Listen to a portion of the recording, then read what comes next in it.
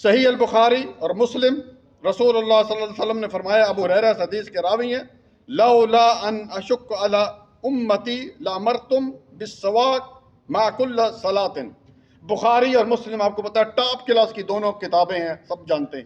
اس میں یہ حدیث موجود ہے، آپ صلی اللہ علیہ وسلم نے فرمایا کہ اگر میں امت پر مشقت نہ سمجھتا تو ہر نماز کے ساتھ مسواک کا حکم دیتا۔ اللہ اکبر! ایسی تو نہیں ہے رحمت للعالمین۔ دیکھ، صرف ڈر کہ بھائی کہیں میں اس کا حکم دے دوں اور پھر میری امت نہ کر سکے تو کہیں ان کو گناہ نہ ہو جائے۔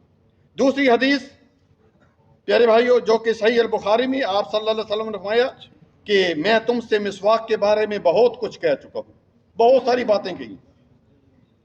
تیسری حدیث صحیح المسلم میں سیدہ عائشہ رضی اللہ تعالی عنہا سے پوچھا گیا کہ بِأَيِّ شَيْءٍ كَانَ يَبْدُأُ النَّبِيُّ صلی اللہ علیہ وسلم اذا دخل البیت، کہ آپ ہمیں بتائیں کہ جب آپ صلی اللہ علیہ وسلم گھر میں داخل ہوتے تو سب سے پہلے کیا کرتے؟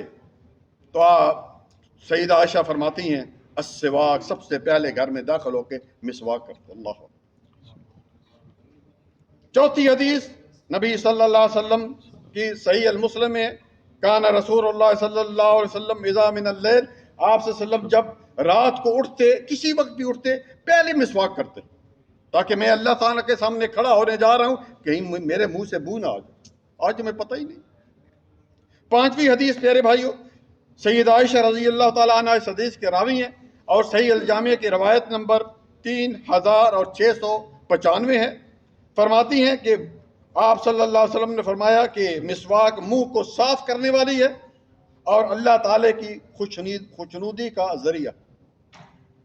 چھٹی حدیث یہ بھی بخاری میں ہے، رسول اللہ صلی اللہ علیہ وسلم نے فرمایا اگر میری امت کے لیے یہ چیز گراں نہ ہوتی، مشکل نہ ہوتی تو میں ہر وضو کے ساتھ، وہاں پہ نماز کے ساتھ ہے، یہاں پہ ہر وضو کے ساتھ مسواک کا حکم دیتا۔ اللہ اکبر!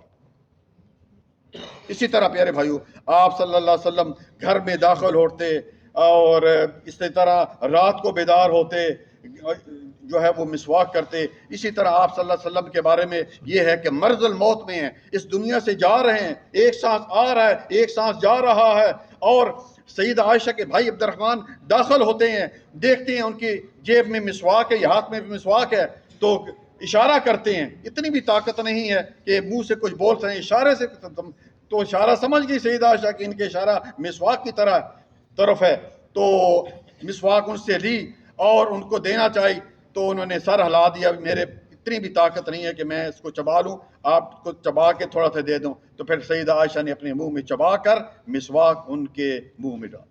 اتنی میرے بھائیوں اتنی فضیلتیں ہیں پیارے بھائیوں، تو میں گزارش کروں گا اس مسواک کو آج ہی دکانوں میں ملتی ہے، ایک بیت فلز یا اس طرح 2 ریال 3 ریال تھی، یہ ضرور خریدیں میرے بھائی۔